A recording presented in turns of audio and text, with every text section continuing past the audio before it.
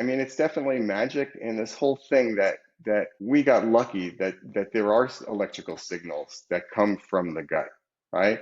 We got Yes. lucky that those signals are driven by these interstitial cells of Cajal, these Hmm. pacemakers that are embedded in the walls of the stomach, small intestine, and colon, and they set up this like a carrier wave, like FM radio, and that's what controls contraction. So when your stomach is doing its work, when it's contracting to process food, it does it at a very specific frequency, 3 cycles per minute.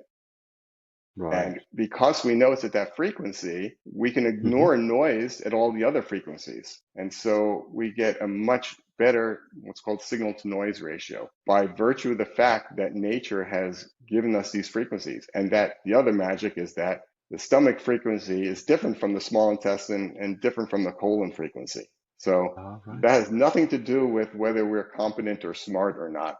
That's just nature gave us a gift that these signals make it to the skin surface. That's an accident. That's just leakage current from the muscle cells, right? Wow. So it's like nature has given us this path to do stuff, and it's just up to us to be competent enough to figure out how to get those signals. And then the really hard part is to say, okay, what do we do with them now? And how do we turn this into something useful for a patient and not just some interesting physics experiment? Right.